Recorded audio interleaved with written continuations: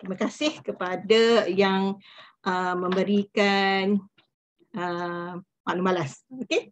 Saya sambung seterusnya. Okey, yang tadi saya memperjelaskan tentang KOPTA yang kita ada, itu sekarang ni kita ada KOPTA tahap 1 sehingga tahap 5. Melalui addendum ini kita ada penambahan tahap kelayakan iaitu tahap 6 di dalam ini. Jadi kita sekarang mulai 2021 KOPTA itu Cooperative of TVET Program Accreditation akan mempunyai akan mencakupi 6 level lah di dalam KOPTA ini. And then bagi meneruskan kepada taklimat untuk petang ini, izinkan saya memperkenalkan pembentang yang akan terlibat. Itu yang pertama adalah Puan Mazlinawati Muhammad, iaitu pengarah bahagian akreditasi 3 atau bahagian akreditasi sastra dan kemanusiaan, dan juga Puan Rosmaliza Muhaidir, iaitu Ketua Penolong Pengarah kanan bahagian yang sama. Kedua-dua pembentang kita pada petang ini adalah merupakan ahli jawatankuasa kecil proses TVET, iaitu salah satu jawatankuasa kecil di bawah jawatankuasa teknikal bersama MQA dan JPK, yang mana di dalam sistem jaminan kualiti tunggal TVET ini kita mempunyai satu jawatankuasa bersama ya antara MQA dan JPK, dan jawatankuasa kecil proses ini adalah salah satu jawatankuasa yang akan bertanggungjawab membangunkan proses dan prosedur penilaian program TVET di MQA dan juga di JPK. Jadi sebab bila kita dah kata sistem jaminan kualiti tunggal TVET, prosesnya adalah sama di peringkat kedua-dua agensi. Okey, objektif webinar ini seperti tertera adalah untuk memberi penerangan kepada pihak berkepentingan, terutamanya kepada penyedia TVET, berkaitan dengan standard dan proses permohonan perakuan akreditasi sementara, akreditasi penuh dan conversion di bawah sistem jaminan kualiti tunggal TVET yang telah pun kita lancarkan pada Februari 2020 yang lepas. Okey, untuk petang ini, pembentangan akan merangkumi kepada 3 topik utama. Mohon next slide.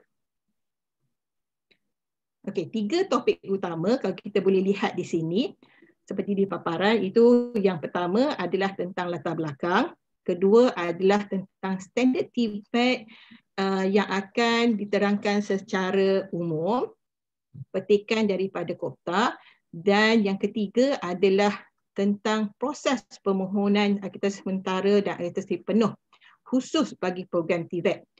Dan kita akan susuli dengan soal jawab lah selepas itu.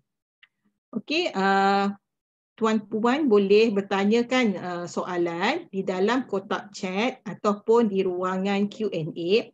Akan saya bacakan nanti di akhir sesi ini ya nanti. Dan untuk makluman, slide ini akan kita kongsikan di dalam portal TVET MQA, yang mana tuan-puan boleh capai portal ini di dalam portal MQA. Kita ada satu portal khusus iaitu portal TVET ya. Dan slide-slide ini akan kita masukkan dan juga attachment yang ada di dalam slide ini juga akan kita lampirkan di dalam portal TVET itu nanti. Tanpa membuang masa, saya jemput Puan Mazlinawati untuk memulakan sesi dan seterusnya akan disusuli oleh Puan Rosmaliza dengan topik yang seterusnya. Silakan Puan Mas. Okey, terima kasih. Assalamualaikum warahmatullahi wabarakatuh dan salam sejahtera. Dengar ke? Okey. Okey, saya harap semua okey. Dengar dan dapat mengikuti program kita pada petang ini. Saya Mazlinawati seperti mana yang dinyatakan oleh Puan Moderator, dan untuk kali ini saya akan membentangkan menyentuh sedikitlah tentang latar belakang single QA TVET dan juga bahagian 2 lah tentang KOPTA untuk edisi yang pertama lah. Sebab saya rasa sebelum kita mulakan dengan yang pokok utamanya iaitu dari segi proses, elok kita tengok dulu kenapa ataupun sedikit latar belakang bagaimana tercetusnya gerakan ataupun usaha ke arah single QA TVET lah. Single QA TVET sebenarnya tercetus berdasarkan rancangan Malaysia yang ke-11, di mana dalam rancangan Malaysia yang ke-11 ada bidang fokus B yang ingin mentransformasikan TVET untuk memenuhi permintaan industri. Jadi berdasarkan itu, maka untuk KPT pada ketika itu membangunkan Pelan Pembangunan Pendidikan Malaysia. Next slide please. Okey, yang menyatakan antara salah satu tonggaknya adalah untuk melahirkan graduan TVET yang berkualiti dan juga untuk menyeragamkan kelaikan TVET negara, sebab kita tahu pada ketika itu dan sebenarnya masih lagi lah masa sekarang sebab kita masih lagi dalam proses transisi. Kita ada dua agensi yang melakukan jaminan kualiti, iaitu MQA dan juga JPK, di mana kedua-duanya mengguna kitab yang berbeza dan ada ketikanya untuk yang IPT yang ingin mendapatkan iktirafan untuk kedua untuk agensi perlu memohon di kedua-dua agensi dengan mematuhi ketetapan dan dokumentasi oleh kedua-dua agensi. Jadi untuk menyeragamkan kelayakan TVET negara, maka kita diarahkan, MQA telah pun diberi mandat untuk menerajui single QA TVET, inilah usaha untuk pembangunan sistem jaminan kualiti tunggal TVET. Jadi untuk membangunkan membangunkan sistem jaminan kualiti tunggal TVET ni, kita telah pun mengadakan pelbagai perbincangan yang bermula pada tahun 2016 lagi, di mana kita mulakan dengan pemetaan di antara standard jaminan kualiti MQA dan juga JPK untuk melihat persamaan dan juga perbezaan yang perlu kita dekatkanlah.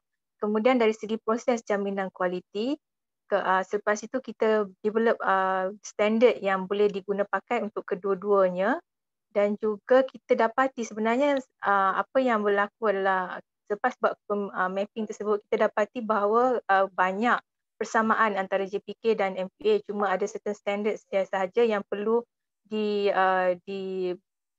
dijajarkan lah. Setelah kita develop satu draft standard jaminan kualiti yang dimasukkan di dalam KOPTA, maka kita telah pun menjalankan lawatan rintis. Lawatan rintis ini tujuan dia adalah untuk memastikan bahawa standard yang kita bangunkan tu tidak terlalu tinggi dan juga tidak terlalu rendah lah untuk diguna pakai ataupun diimplement oleh PB. PB tu pusat bertauliah di bawah JPK dan juga penyedia TVET yang di bawah MQA. Ya. Kemudian di peringkat ASEAN pula, kita juga tidak mahu ketinggalan, kita punya standard ni tidaklah mahu terlalu rendah daripada peringkat ASEAN juga. That's why kita telah pun mengadakan satu mapping exercise antara standard TVET dan QA proses kita dengan di level ASEAN lah. Kita ada ASEAN Regional TVET QA Model yang dibangunkan atas kerjasama dengan GIZ dan negara-negara ASEAN di situ berdasarkan framework ataupun amalan-amalan baik yang GIZ tunjukkan kepada kita, diberi pendedahan kepada kita dari Jerman lah.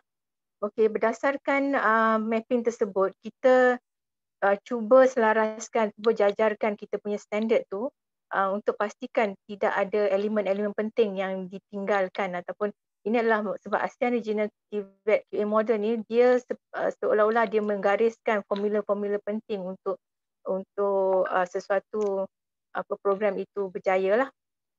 Okey, so kita telah pun dapat 94% lah dari segi persamaan tersebut, walau bagaimanapun ada 6% lagi yang kita tidak mampu lagi buat. Sebagai contoh dari segi ketetapan akta yang mewajibkan pihak industri untuk invest dalam TVET dan sebagainya, itu memang kita tidak boleh buat lah. Okay. Kemudian dari segi untuk publish ataupun menunjukkan report program-program yang kita telah buat akreditasi itu kepada publik, yang itu pun masih lagi terlalu awal untuk kita lakukan. Jadi perkara-perkara tu kita tidak dapat comply, tapi 94% is quite high, maka kita rasa quite confident lah dengan apa yang kita gariskan lah. Selepas kita buat mapping tersebut, kita juga telah mengadakan konsultasi dengan pihak berkepentingan, beberapa sesi town hall dan juga laman web MQA bagi mereka yang tidak dapat hadir di town hall. Maka kita telah pun mengutip sebanyak 223 maklum balas daripada pelbagai sesi town hall dan juga laman web MQA. Dan berdasarkan itu juga kita telah pun menambah baik standard dalam KOPTA bagi memastikan semua keperluan dan concern semua pihak pun telah kita ambil kira dalam memastikan implementasi standard baru ataupun sistem baru ini berjaya lah. Okay. Kemudian akhirnya kita ada proses pengesahan dan kelulusan di mana kalau lihat tu kita joint venture antara MQA dan juga JPK, maka kita perlulah membentangkan dan mendapat kelulusan daripada kedua-dua pihak yang berkuasa lah, iaitu Majlis Agensi Kelayakan Malaysia MQA kita dapat pada Disember 2017 kelulusan tersebut, dan juga untuk Majlis Pembangunan Kemahiran Kebangsaan JPK yang kita dapat kelulusannya pada tahun yang sama tapi pada bulan November lah, ya. Kemudian kita telah angkat dokumen tersebut ke Mesyuarat Jawatan Kuasa Teknikal Majlis Modal Insan EPU pada 9 Februari 2018 dan telah pun mendapat kelulusan. Dan akhir sekali adalah penguatkuasaan ini, maksudnya kita endorse daripada Jemaah Menteri pada 30 Januari 2019. Perjalanan tu memang agak lama lah sebab nak mengawinkan antara dua agensi dengan dua standard tu memang bukan mudah lah, ya.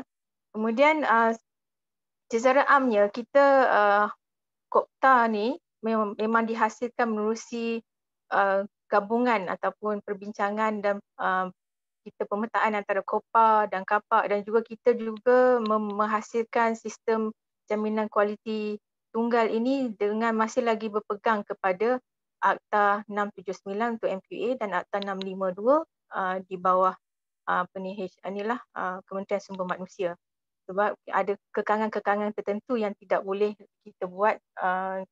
That's why kita akan ada satu sistem walaupun kita pakai standard yang sama, tetapi kita masih beroperasi seperti current system lah, sebab kita masih tertakluk dengan akta-akta tertentu. Okey, slide ini. Semasa pembangunan proses pembangunan tersebut, apa yang kita ingin dikukuhkan ataupun diberi pengukuhan adalah yang pertama dari segi pembangunan dan penyampaian program, di mana kita mempunyai hasrat antara formula yang dinyatakan untuk mengukuhkan TVET adalah peningkatan amalan industri praktis, ya. Dan juga kita perlu patuh dengan MQF. Jadi kepatuhan terhadap MQF dan juga amalan industri kita amat tekankanlah dalam pembangunan standard-standard yang telah dilahirkan. Okay. Kemudian dari segi kelayakan masuk fleksibel, kita seringkali mendengar masalah sebelum ini adalah graduan TVET tidak boleh progres dari segi artikulasinya agak terhad dan sebagainya.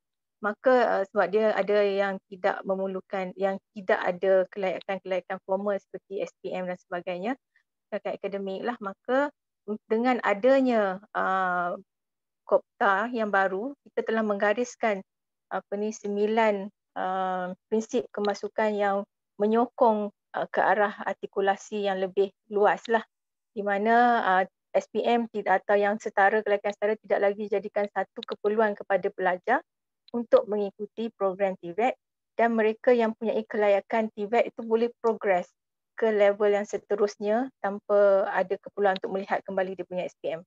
Jadi ini telah membuka ruang untuk graduan-graduan TVET ataupun mereka yang berminat untuk teruskan pengajian tentang TVET ini, bidang TVET ini, untuk progres lah, sama ada dia nak progres ke akademik pun boleh, tapi mestilah ada elemen-elemen pengukuhan di mana kita, sebab kita bimbang takut dia tidak boleh bawa lah kan. Begitu juga untuk yang graduan akademik, kalau dia nak ke TVET pun boleh, tapi ada juga elemen-elemen pengukuhan yang perlu dibuat lah. Okey, tapi walau bagaimanapun kita amat menggalakkan supaya pelajar tersebut kekal dengan laluan TVET lah. Kalau dia progres daripada tahap 1, eloknya dia progres terus sampai ke tahap yang 6 lah, yang paling maksimum sekarang ni, ya, supaya dia dapat enjoy all the benefits lah. Maksudnya tidak lagi perlu stop seketika untuk buat pengukuhan dan sebagainya. Dia boleh progres smoothly within dia punya TVET punya pillar lah. Okey, dari segi yang ketiga, dari segi kolaborasi pembangunan, kolaborasi dengan industri, ya, libat sama industri, kita amat menggalakkan kolaborasi, ataupun ada yang dalam Kopta memang kita nyatakan tentang kolaborasi industri dengan IPT ataupun penyedia TVET dalam membangunkan kurikulum, dalam setiap proses temakan, penambahbaikan berterusan dan sebagainya. Kita juga menggalakkan inovasi dalam penyampaian dan kaedah penyampaian dan penilaian TVET juga, termasuk perkongsian sumber pun kita menggalakkan penglibatan industri dalam proses-proses ini. Kemudian dari segi pelajar TVET juga, kita mewajibkan untuk adakan pendedahan dan juga latihan industri kepada pelajar TVET lah, berdasarkan level lah. Kemudian akhirnya yang berkaitan dengan ini antara formula yang paling penting sekali kalau kita tengok semasa kita berbincang di peringkat ASEAN, ini pengalaman industri di kalangan tenaga pengajar adalah amat penting untuk memastikan graduan TVET itu mencapai kualiti yang ditetapkan, kerana tenaga pengajar dengan pengalaman industri akan memberi input yang lebih praktikal ataupun lebih nyatalah berbanding yang tidak ada pengalaman industri. Untuk ini kita mewajibkan dalam salah satu standard dalam KOPTA, kita ada menyatakan tentang keperluan untuk tenaga pengajar mempunyai pengalaman industri, terutamanya untuk mereka yang hanya ada kelayakan akademik dan mahu mengajar TVET, maka dia perlu ada pengalaman industri. Bagi yang berada dalam sistem, kita nak pastikan bahawa tenaga pengajar tu tetap relevan, dia punya knowledge, dia punya currency of knowledge tu tetap ada, maka kita mewajibkan supaya perlu hantar tenaga pengajar ke latihan industri ataupun pendedahan untuk mendapatkan pengalaman industri in service lah, ya. Okey, untuk kedua, dari segi agenda kedua, saya dah masuk yang poin kedua, ya, agenda kedua, iaitu KOPTA standard TVET edisi 1 lah. Saya nyatakan di sini edisi 1 sebab seperti mana yang dinyatakan oleh Puan Nilam, kita ada edisi 2 yang ada addendum sampai level 6, tapi yang ini hanya cover 1 to 5 sebab yang level 6 tu belum lagi berkuat kuasa lah, belum lagi dipublish lagi, baru dapat lulusan. Okey, untuk yang nombor 2, saya harap saya tak laju sangat, ya.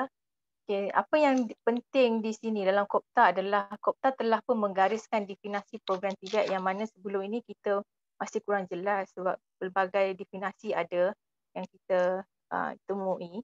Tapi kita telah pun berbincang, yang ni yang part yang paling lama sekali masa kita buat pembangunan standard ataupun dokumen KOPTA tu, inilah yang paling lama sekali kita bincang dengan pelbagai pakar dan juga pihak-pihak berkepentingan. Jadi selepas perbincangan tersebut, maka inilah ciri-ciri utama program TVET yang kita nyatakan di sini. Yang pertama, program TVET itu kita namakan sebagai program TVET kalau yang pertama dia punya hati, iaitu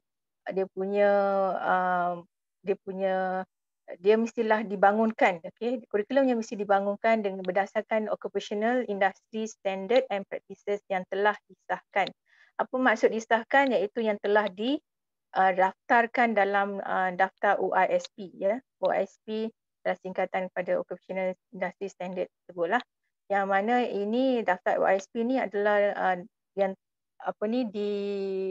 adalah milik MQA, maksudnya industri boleh register dia punya OISP di MQA dan berdasarkan itu maka IPT atau penyedia TVET boleh mengambil OISP tersebut dan membangunkan kurikulum berdasarkan keperluan-keperluan industri yang dinyatakan lah. Kita ada satu yang telah pun didaftarkan dalam daftar OISP, iaitu GGP ataupun Garis Panduan Amalan Baik WBL ataupun TU2I, ya. Sebab kita anggap yang ini WBL dan TU2I adalah dia occupational practices, sebab dia adalah dia dibangunkan berdasarkan praktis di industri tersebut. Kemudian dari segi ciri yang kedua adalah mengandungi 60 hingga 70 komponen praktikal. Jadi ini berdasarkan level lah. Nanti kalau tuan-tuan dan puan-puan semua lihat KOPTA dengan terperinci, kita ada nyatakan lah yang mana satu yang 60 dan yang satu 70, ya. Seterusnya adalah menekankan skill psikomotor. Kemudian mengandungi pendedahan industri untuk tahap 1 dan 2, pendedahan industri sahaja. Sebab dia punya jam kredit pun agak limited, agak sedikit. Jadi kita ada pendedahan industri. Seterusnya dan untuk yang level 3 dengan 5, komponen latihan industri adalah wajib dan akhirnya adalah mengandungi projek TVET. Jadi ini adalah 6 ciri yang kita gariskan yang perlu dipatuhi sebelum untuk kita panggil program itu adalah program TVET. Jadi sebelum menghantar permohonan ini, maka kita kena tanya dululah kepada diri sendiri sama ada soalan pertama adalah adakah kurikulum yang dibangunkan tu mengikut OISB, ya. Dan seterusnya tu adalah dia punya dari segi pelaksanaan lah, ya. Okey, dari segi Kopta masih mengekalkan 7 area QA yang kita guna pakai. Yang pertama dari segi area 1 seperti yang semua sedia maklum, saya rasa semua pun dah familiar dengan tujuh area QA ni. Yang pertama program development and delivery, di mana di situ ada menggariskan 19 standard yang perlu diikuti ataupun yang perlu dipatuhi oleh IPT ataupun penyedia TVET yang ingin memohon program TVET. Yang keduanya dari segi assessment of student learning, kita ada di situ ada 13 standard di situ. Untuk student selection and support services di area 3 ada 19. Teaching staff ada 20 termasuk standard yang saya nyatakan tadi.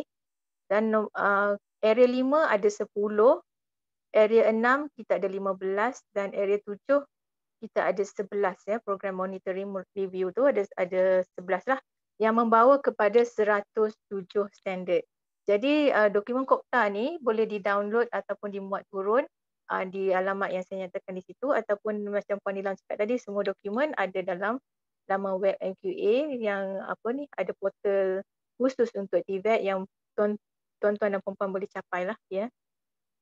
Okey, kemudian saya tidak akan go detail into apa standard 107 standard tu, kerana nanti tuan-tuan dan puan-puan boleh go through sendiri dan memahamkan keperluan-keperluannya. Jadi saya nak highlight apa yang menjadi important point ataupun utama sajalah, poin-poin utama saja. Yang pertama dari segi MQF, dia kena comply seperti yang kita nyatakan tadi, penekanan itu mestilah dari segi kepatuhan terhadap MQF. Maka dalam Kopta kita menekankan tentang kepatuhan terhadap 5 kluster MQF, edisi kedua lah, ya.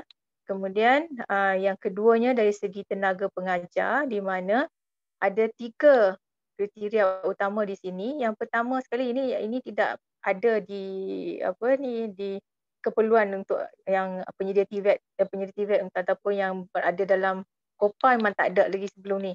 Tapi kalau untuk yang JPK memang dia dah ada. Yang pertama perlu ada cikgu tersebut ataupun tenaga pengajar perlu ada certified teaching competency. Ya, untuk JPK memang dia ada programnya. Untuk yang ini adalah standard baru untuk IPT yang di bawah MQA. Jadi yang ini adalah keperluan utama, perlu ada certified teaching competency. Yang kedua, perlu ada industry experience seperti yang saya nyatakan tadi. Dan yang ketiga adalah dari segi in-service, ya, in-service industry experience, yang mana kita IPT ataupun penyedia TVET perlu menghantar tenaga pengajar selama 1 bulan di industri di setiap 2 tahun servisnya lah. Tapi 1 bulan tu bukanlah sekali sitting, maksudnya dia boleh berkumpul lah, dia macam boleh kita buat macam CPD tu kan. Jadi as long as dia boleh memenuhi keperluan tersebut lah, ya. Kemudian ketiga dari segi penilaian pelajar, di mana boleh dilaksanakan sehingga 100% penilaian berterusan dan sehingga 90% secara praktikal, bergantung kepada tahap program yang berkaitan lah. Dan keempat dari segi kelayakan masuk, yang seperti saya nyatakan tadi, kita ada prinsip kelayakan masuk, 9 prinsip kelayakan masuk yang membolehkan artikulasi itu lebih luas lah, ya. Jadi di sini kita nyatakanlah graduan tahap 4 boleh melanjutkan pengajian ke tahap 6 dalam bidang akademik dan sebagainya. So agak, kalau nak dibandingkan dengan yang akademik, memang agak loose lah berbanding yang akademik yang biasa yang kita lihat. Sebab ia adalah kita nak beri laluan kepada pelajar-pelajar TVET yang hasilnya lebih kepada skill base, ya. Kemudian dari segi yang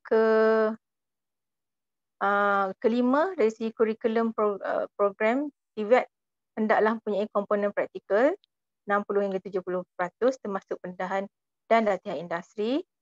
Okey, kemudian yang keenam, dari penyedia TVET boleh mengguna pakai sehingga kita bagi kelonggaran ya untuk outsource ataupun dia boleh contract up to 40% equipment ataupun kemudahan yang perlu disediakan oleh kemudahan PNT lah ya. Maksudnya dia IPT ataupun penyedia TVET boleh dapatkan servis daripada industri ataupun agensi-agensi yang berkaitan untuk 40% of the kemudahan. Kemudian yang ketujuh, dari segi koordinasi, ini untuk maklumatlah, koordinasi jaminan kualiti program TVET memang kita ada jawatan kuasa teknikal bersama di mana dalam JTC ni kita akan bertemulah antara pihak JPK dan juga MQA untuk menyelaraskan polisi, dan juga kita mengguna pakai ahli panel penilai yang sama. We have the same pool of assessors yang kita train yang mahir antara dengan environment di bawah MQA, QA, MQA dan juga JPK. Jadi mereka ni boleh berfungsi untuk kedua-dua pihak lah. Maksudnya JPK pun boleh ambil sebagai ahli panel penilai, MQA pun boleh ambil panel penilai. Tujuannya adalah untuk memastikan bahawa ada keselarasan keputusan di antara MQA dan JPK dalam membuat keputusan akreditasi ataupun yang JPK dipanggil pentauliahan lah ya. Jadi dan akhirnya kita akan berjumpa, maksudnya program yang telah dapat akreditasi MQA akan dimasukkan dalam MQR, itu adalah biasa. Program yang JPK dapat pentauliahan pun akan dimasukkan dalam MQR jugalah, maksudnya kita akan berjumpa dalam MQR. Tidak ada lagi keperluan untuk memohon kedua-dua pihak untuk mendapatkan akreditasi dan pentauliahan. Maksudnya apa yang JPK tauliah kita terima, MQA akan terima sebab kita menggunakan pakai standard dan juga proses yang sama. Itu yang berbeza. Itu yang singlenya itulah ya. Okey. Saya rasa itu saja untuk yang agenda yang nombor 1 dan nombor 2. Saya serahkan agenda seterusnya kepada Puan Rosmaliza yang akan menerangkan tentang proses permohonan akreditasi sementara dan akreditasi penuh bagi program TVET MQA, dan dia akan lihat dari segi borang-borang yang perlu diisi, dan juga nanti saya di penghujung sesi ni saya akan bagi sedikit penerangan tentang garis panduan yang kita buat untuk IPT, APV ataupun APV ni adalah APP lah, ahli panel penilaian TVET untuk menilai, dan juga boleh diguna pakai oleh IPT SWA ya. Sebab IPT SWA ni dia perlu menilai sendiri program TVET-nya untuk mendapatkan untuk pemberian akreditasi sebelum didaftarkan di MQR. Okey, saya jemput Puan Rosmaliza untuk meneruskan agenda. Terima kasih. Assalamualaikum. Terima kasih Puan Mas.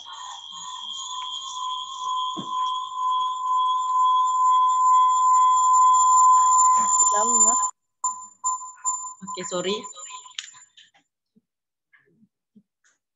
Okey, untuk sesi ini saya seperti yang Puan Mas maklumkan tadi, kita telah mengetahui sedikit mengenai latar belakang dan pengetahuan asas Pakatan Kopta dan berkaitan antara MQA serta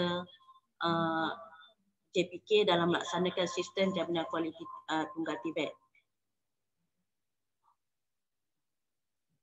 Okay. Sorry, gemar lagi ke? Kejap Masih bergema Puan.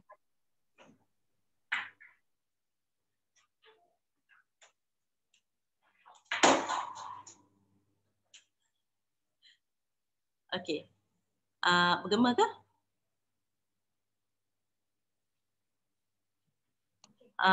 Dah tutup dah semua.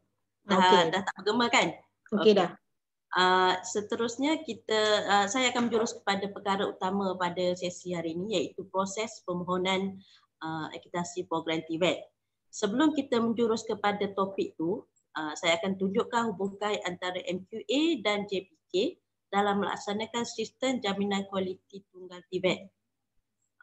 Seperti yang kita lihat di paparan sekarang ni, permohonan program oleh penyedia TVET akan dihantar sama ada kepada MQA ataupun JPK menggunakan borang yang sama untuk akreditasi ataupun untuk pentauliahan. Jadi penyedia TVET perlu menentukan permohonan berkenaan perlu dihantar pada MQA berdasarkan kepada status perubahan institusi, badan pengarahan program dan juga tahap program. Contohnya kalau institusi itu didaftarkan di bawah Akta 555 ataupun APU, menganugerahkan sendiri program dan program itu adalah di tahap 4, permohonan program TVET perlu dah dikemukakan kepada MQA. Kriteria penentuan permohonan ini ada diterangkan di dalam KOPTA di muka surat 49 dan 50. Jadi proses permohonan program TVET bagi kedua-dua agensi ini lebih kurang sama sahaja. Kecuali bagi kes MQA, kita kalau kat MQA bagi program biasa kita ada melibatkan proses pra pendaftaran. Namun pihak MQA telah mengeluarkan perkeliling bilangan 1/2020 bertarikh 27 Februari 2020 yang memberi pengecualian sementara bagi permohonan program TVET daripada melalui pra pendaftaran. Manakala bagi fee permohonan program-program TVET, kita QA dan JPK menggunakan fee yang sedia ada di agensi, dan proses selanjutnya di mana permohonan akreditasi sementara ataupun akreditasi penuh ataupun pentauliahan bagi program-program TVET JPK akan diberikan kod TVET, program akan melalui semakan, penilaian oleh panel penilai TVET ataupun kita kenali sebagai APV. Dan dibawa kepada mesyuarat jawatankuasa akreditasi untuk keputusan bagi MQA, dan untuk JPK dibawa kepada JKT. Bagi proses rayuan terhadap program-program yang melalui proses penolakan ditolak programnya akan dibawa berdasarkan mekanisme yang sedia ada di kedua-dua agensi. Okey, saya pergi ke seterusnya mengenai aliran proses permohonan akreditasi sementara. Secara umum saya dah cakap tadi, permohonan program TVET adalah sama dengan program lain, tapi yang membezakan adalah perbezaan program lain menggunakan COPA dan program TVET menggunakan COPTA. Dan terdapat borang permohonan khusus yang kita bangunkan bersama dengan JPK bagi program TVET, dan malah program TVET juga dikecualikan untuk pra pendaftaran. Oleh itu, penyedia TVET boleh mengukuhkan dokumen permohonan terus pada MQA berdasarkan jadual permohonan akreditasi sementara dan akreditasi penuh untuk tahun hadapan 2021 mengikut jadual Badan Profesional Berkelompok TVET dan surat akreditasi. So dalam website kita dah nyatakan dekat website ada 11 cycle bagi permohonan program ni. Itu kalau Januari 2021 kita mula cycle pertama, tarikh permohonan program bermula 4 sehingga 7 Januari 2021. Oleh itu kita ada 11 cycle, jadi penyedia TVET boleh merancang permohonan yang akan dikemukakan kepada MQA berdasarkan jadual permohonan 2021 yang telah kita letak dekat website lah. Jadi penyedia TVET juga perlu melengkapkan senarai dokumen program TVET berdasarkan peringkat akreditasi sementara ataupun akreditasi penuh.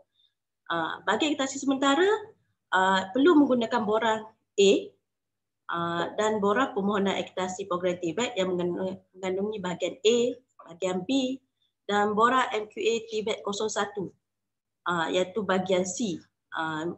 Kat bahagian C ni ada 7 bidang.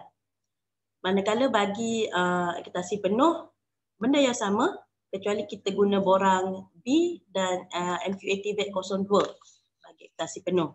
Dan proses kita akan lalui sama dengan pengeluaran surat pengakuan akreditasi sementara pada IPT, kelulusan oleh KPT dan kita kemukakanlah maklumat tersebut. Okey, kita pergi untuk proses permohonan akreditasi sementara.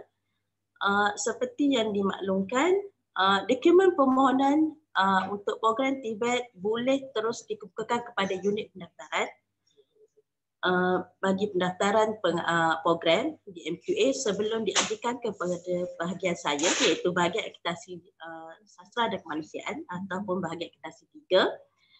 Dan di situ kita akan melaksanakan proses sempakan dokumen oleh pegawai, dan sekiranya maklumat yang dikemukakan dalam dokumen itu tidak lengkap, kita akan pulangkan balik kepada kita akan keluarkan surat maklumat tambahan, dan PPT kena kemukakan dalam masa 14 hari untuk mengukuhkan maklumat tambahan tersebut. Sekiranya maklumat tambahan ini gagal dikemukakan dalam tempoh tersebut, permohonan ini akan ditamatkan proses. Dan sekiranya lengkap, penilaian akan dilaksanakan oleh panel penilai TVET, iaitu 2 panel yang kita akan lantik, iaitu satu daripada akademik dan satu lagi daripada industri. Dan kalau kita tahu, penilaian akreditasi sementara adalah berdasarkan dokumentasi program TVET yang dikemukakan oleh penyedia TVET. Namun, sekiranya panel dan MQA mendapati terdapat keperluan lawatan terhadap premis ataupun penyedia TVET semasa akreditasi sementara ini, maka kita akan jalankan lawatan sehari ke tempat tersebut untuk melihat tempat dan program TVET yang akan dikendalikan itulah. Dan hasilnya kita akan kemukakan laporan penilaian kepada penyedia TVET untuk maklum balas, dan tempoh yang diberi pun adalah 14 hari juga. Dan hasil daripada maklum balas tersebut dan penilaian panel, kita akan bentang ke mesyuarat jawatankuasa akreditasi di MQA yang dijalankan secara berkala setiap bulan. Untuk makluman penyedia TVET semua, piagam pelanggan untuk memproses penilaian program TVET, kita adalah menggunakan piagam pelanggan MQA yang lama, iaitu bagi akreditasi sementara 3 bulan 3 minggu. Namun sekiranya sebab permohonan program TVET ini adalah masih baru, jika pihak MQA dinilai, dia akan melihat pada perkembangan permohonan TVET nantilah, dan mungkin kita akan review balik piagam tu. Okey, next untuk proses permohonan akreditasi penuh. Bagi penilaian akreditasi penuh, proses penilaiannya adalah sama dengan akreditasi sementara, cuma ditambah dengan sesi lawatan penilaian yang bertujuan untuk menilai pelaksanaan program TVET di premis. Dan lawatan ini akan melibatkan panel penilai dan pegawai MQA, dan sekurang-kurangnya 2 harilah. Dan semasa ini pun kita kalau boleh masa penyedia TVET kemukakan dokumen permohonan, digalakkan untuk mengemukakan beberapa cadangan tarikh lawatan. Ini bagi menyenangkan pihak MQA menyelaraskan tarikh lawatan tersebut dengan panel penilai dan melancarkan lagi proses penilaian program TVET itu nanti. Okey, untuk piagam pelanggan bagi akreditasi penuh program TVET adalah berdasarkan piagam lama MQA, iaitu 7 bulan. Okey, next kita cerita sikit pasal format borang permohonan akreditasi. So, untuk menjelaskan penggunaan borang bagi permohonan akreditasi, terdapat 3 bahagian yang perlu dilengkapkan oleh penyedia TVET dalam membukakan permohonan program TVET. Bahagian A mengandungi maklumat penyedia TVET seperti nama penyedia, tarikh penubuhan, nombor rujukan, dan maklumat mengenai penyata kewangan yang telah diaudit 3 tahun yang lepas dan bilangan staf akademik. Dan yang paling penting, kita nak maklumat pegawai penyedia TVET yang boleh dihubungi. Sebab daripada situ kita senang nak berurusan sekiranya terdapat maklumat tambah yang perlu kita perlukan, ataupun dalam untuk akreditasi penuh kita memerlukan persetujuan tarikh untuk lawatan. Manakala bagi bahagian B pula, dia lebih tertumpu pada program maklumat program TVET yang dimohon, iaitu spesifik pada nama program, tahap program tersebut, tahap MQF, kredit bergraduat, kaedah pengajian dan kod bidang. Kalau untuk MQA kita akan base pada NEC lah, National Education Code. Manakala dalam program TVET juga kena berdasarkan pada OSIP. Sebagai macam Puan Mas maklumkan tadi, kita sebagai contoh yang OSIP yang kita telah didaftarkan adalah DGP WBL. Okey. Manakala untuk kita pergi ke bahagian C, bahagian C adalah maklumat yang perlu dikemukakan oleh penyedia TVET. Maklumat dokumen ini adalah dalam 7 area bidang jaminan kualiti. Seperti yang Puan Mas cakap tadi, ada 107 penyataan dalam KOPTA. So dalam di bahagian sini terdapat 146 soalan yang perlu dijawab oleh penyedia TVET sebelum bagi menyediakan dokumen permohonan program TVET. Kalau bidang 1, dia merupakan reka bentuk dan penyampaian program. So ada 24 soalan yang perlu dilengkapkan oleh penyedia TVET berkenaan dengan macam mana membentuk kurikulum, siapa yang bertanggungjawab dari segi PLO program dan CLO program. Manakala untuk bidang 2, bidang ini adalah merangkumi kaedah penilaian pelajar dan pengurusan penilaian terhadap pelajar. Dan bidang 3 mengenai artikulasi pemilihan pelajar serta khidmat sokongan pelajar, pelibatan dan alumni, kita ada 28 soalan. Dan bidang tenaga pengajar ataupun bidang 4, kita ada 26 soalan melibatkan pengambilan dan perkhidmatan serta pembangunan tenaga pengajar bagi program TVET yang dimohon tu. Dan untuk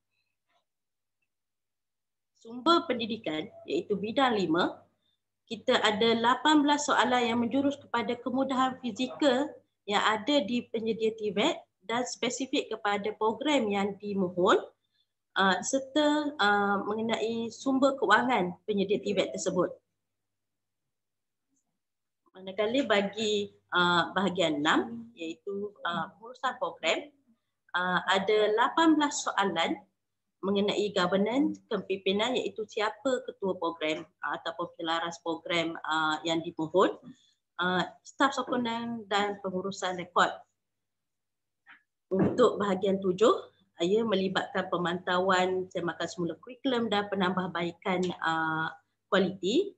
Ada 14 soalan dalam bidang ini. So itu secara umumnya senarai secara umum mengenai soalan yang kita nyatakan bagi setiap bidang, setiap 7 bidang di bahagian C. Namun mungkin saya akan paskan pada Puan Mazlinawati untuk menerangkan mengenai garis panduan dalam menyediakan borang permohonan terutama bahagian C lah. Silakan Puan Mas. Terima kasih Puan Rosmaliza atas penerangan. Di samping borang-borang ataupun yang telah dinyatakan oleh Puan Rosmaliza tadi, kita juga telah membangunkan panduan pembangunan dokumen permohonan dan penilaian program berdasarkan standard KOPTA, di mana hasrat dokumen ini dibangunkan untuk membantu pihak penyedia TVET untuk develop di dokumen permohonan tersebut, dan juga untuk membantu ahli panel penilai memahami apa keperluan standard yang kita bagaimana nak menilai lah dari segi angle penilaian lah. Kalau kita lihat di situ dia ada 3 kolom. Ini garis panduan ni dia akan list down 107 standard tersebut dan apa ekspektasi yang perlu, maklumat yang perlu penyedia TVET sertakan dalam dokumen permohonan, dan juga dari angle ataupun dari sisi penilai apakah yang akan dinilai. Jadi kalau kita ada 3 kolom lah. Yang pertama standard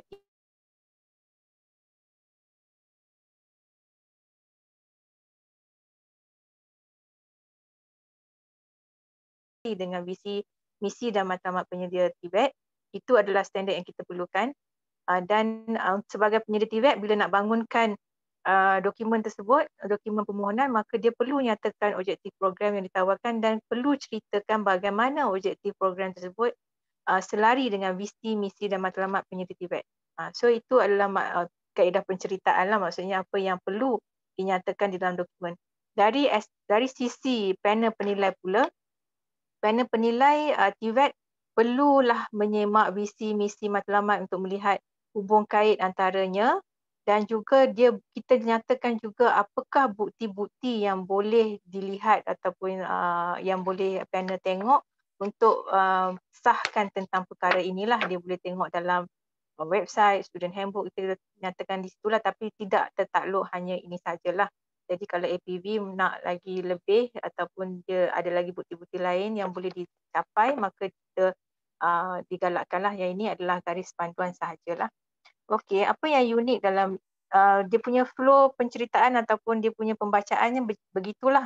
Jadi pihak, kalau untuk yang saya tengok ada soalan tadi daripada IPT SWA, adakah boleh buat sendiri? Ya, memang IPT SWA perlu buat penilaian akreditasi sendiri untuk program masing-masing. Dengan that's why kita ada garis panduan ini untuk membantu pihak IPT SWA jugalah untuk melihat dari segi angle penilai, macam mana nak menilai dan apakah bukti-bukti yang perlu dinyatakan di situ, supaya nanti semasa IPT SWA ingin menyenaraikan program-program mereka di dalam MQR sebagai program TVET, kita akan melihatlah dari angle-angle yang sama untuk mengesahkan bahawa akreditasi dalaman ataupun internal QA itu telah dijalankan dengan baik dan memenuhi aspek-aspek yang kita nyatakan dalam ni.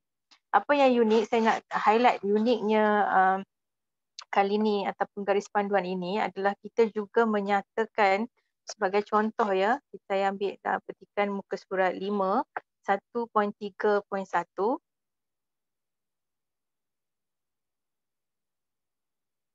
Adakah? Okey, 1.3.1. Ada kat 31, okey. 1.3.2 dari segi kurikulum yang ditawarkan mesti memenuhi keperluan UISP yang dinyatakan dalam dokumen lain. Yang ini apa yang ada dalam standard.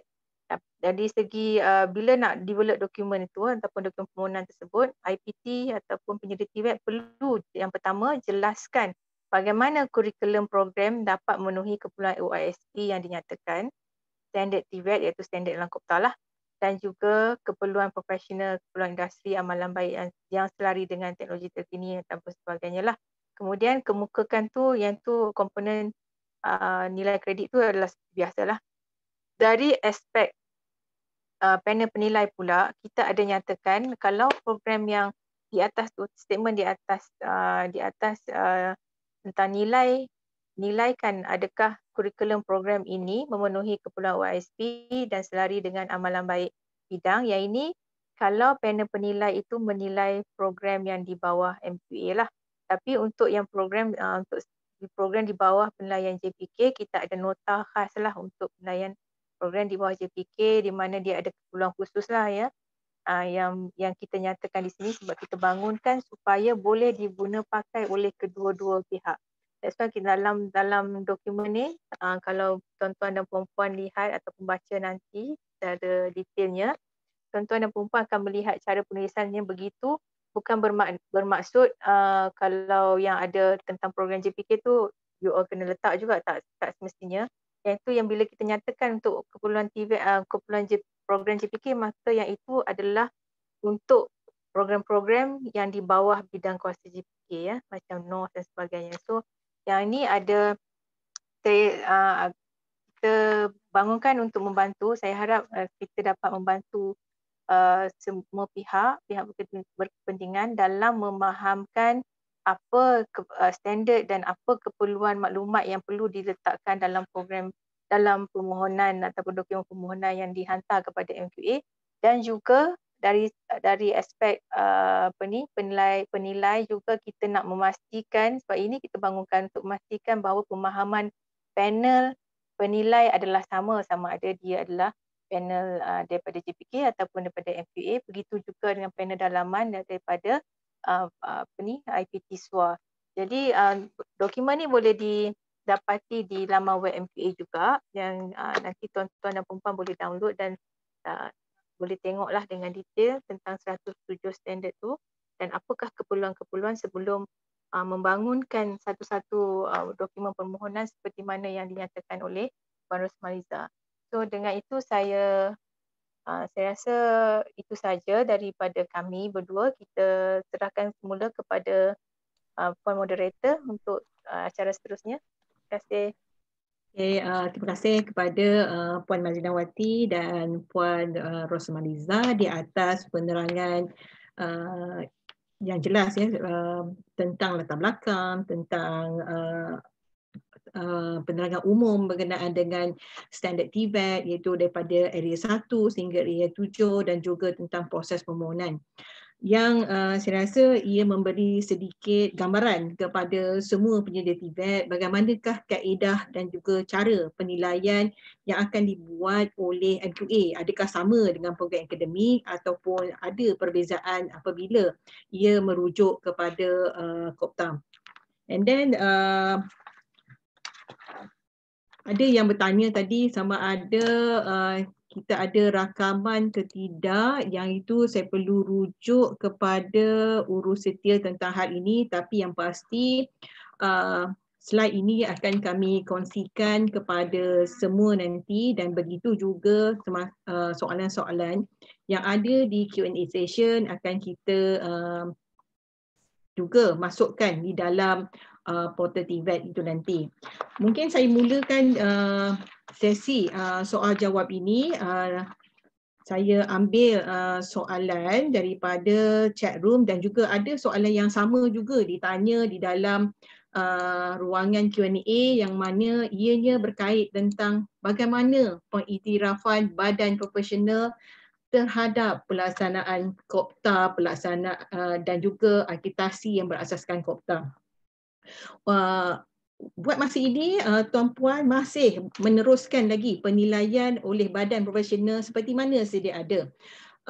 Untuk makluman, kita telah juga membuat pembentangan tentang COPTA ini kepada dua badan profesional yang besar yang berkaitan dengan TVET iaitu MBOT dan juga ETAC yang mana kita telah membuat sedikit pemetaan tentang manual mereka yang ada dan juga COPTA dan kita mendapat respon yang positif daripada mereka untuk kita alignkan nanti bahawa program-program di bawah MBOT dan juga penilaian di bawah ETAC juga akan kita jenamakan sebagai program TVET, namun dia masih tertakluk kepada penetapan manual-manual tersebut kepada COPTA sebab seperti mana yang diterangkan tadi kita ada OISP ya, iaitu Occupational Industry Standard and Practices yang mana OISP ni adalah merupakan rujukan untuk satu-satu kompetensi profession.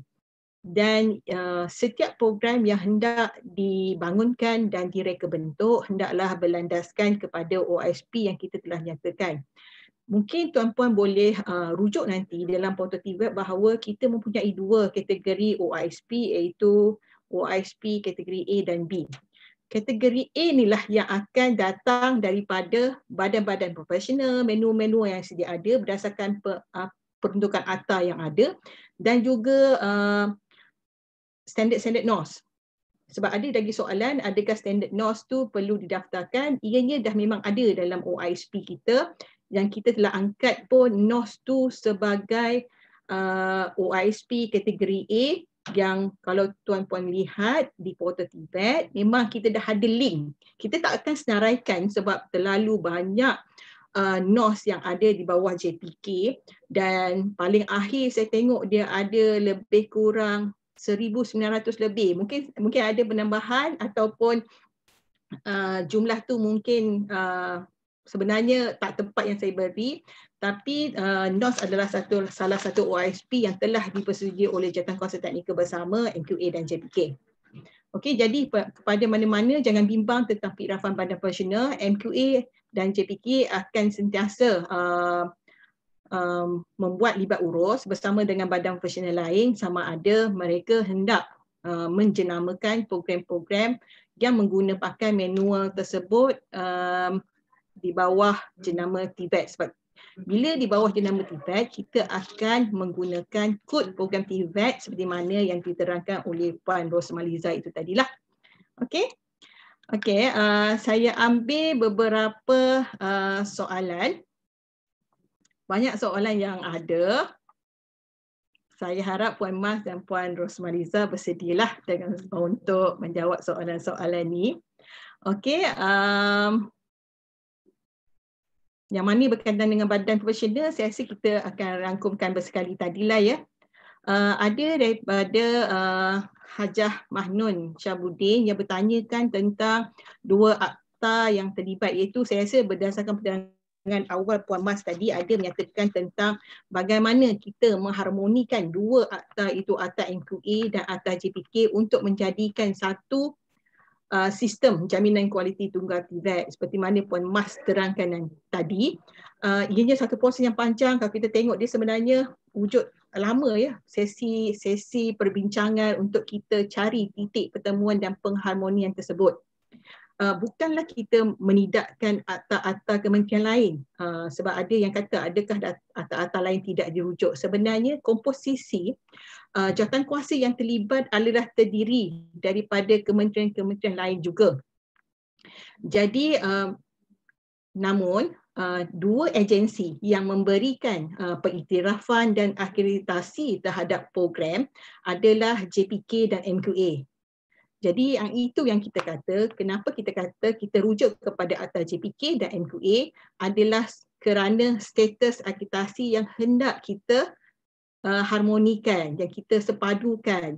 Jadi ianya adalah selaras ya sebenarnya daripada RMK 11 mana yang Puan Mas katakan tadi. Puan Mas ada nak tambah ke tentang hal tu?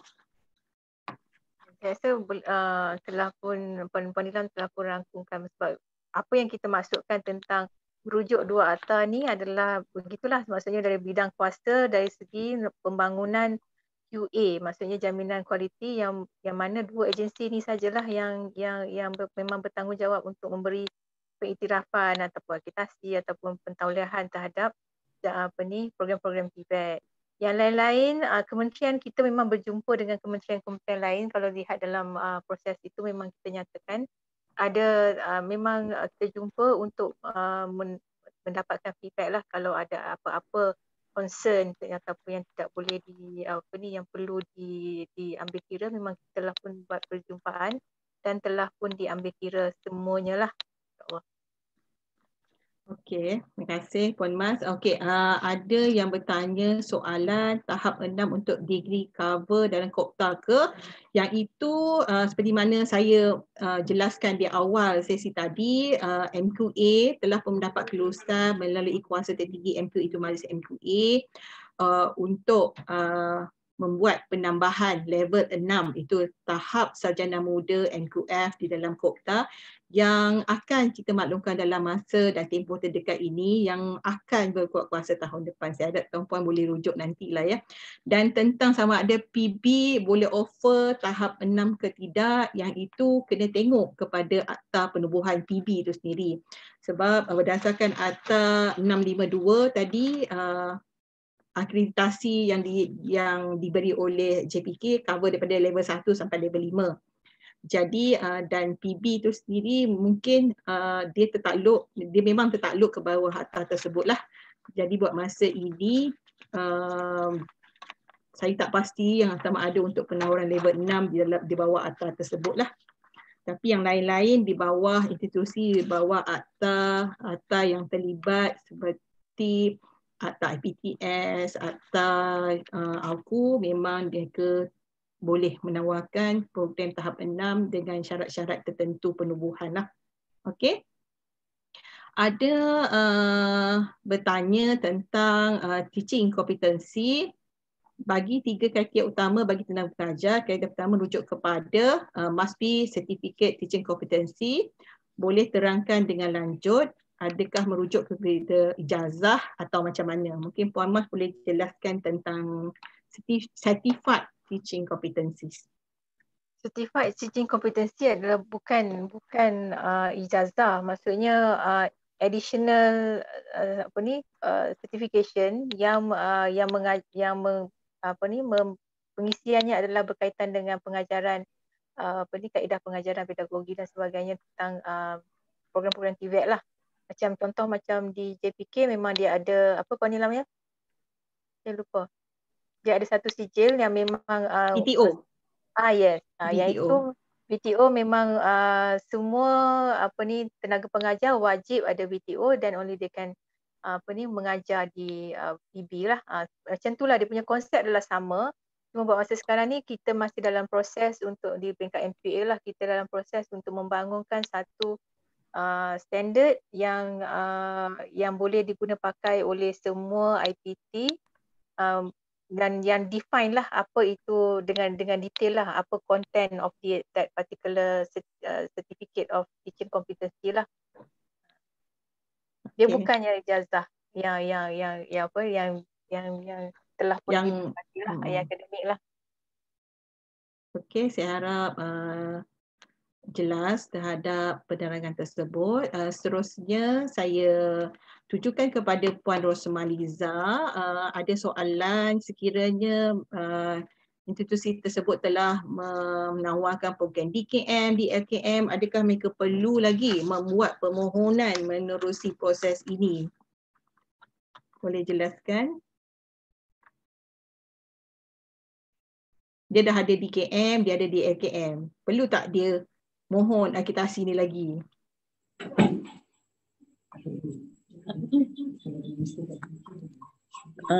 Macam mana Puan Nila?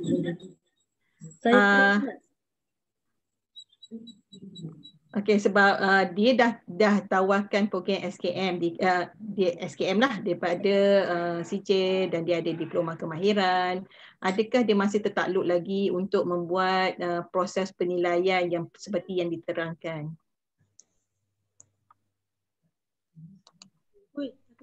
Tak apalah, saya bantu jawab untuk soalan ini. Sebenarnya untuk mana-mana program yang telah pun menjalankan program DKM, jadi tidak perlu buat penilaian semula ya, sebab dia adalah di bawah penilaian JPK seperti mana yang flow chart yang ditunjukkan tadi. Mungkin Urus Setia boleh tunjukkan flow chart yang tadi tak? Flow chart proses. Sebelum tu lagi.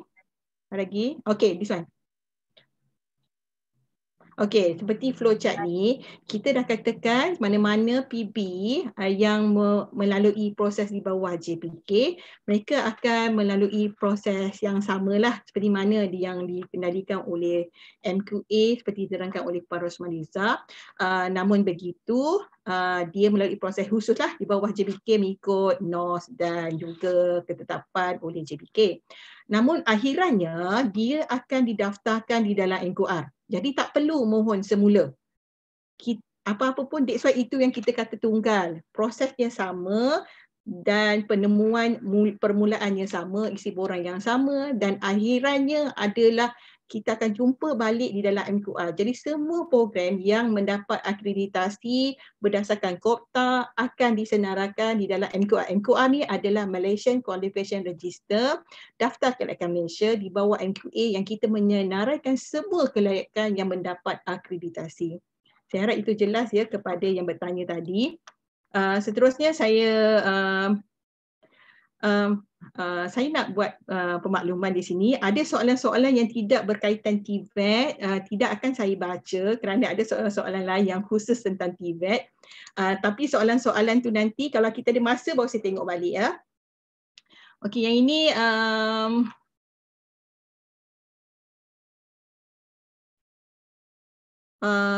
Puan Mas, ada satu soalan, boleh terangkan dengan lebih lanjut tak tentang OISP?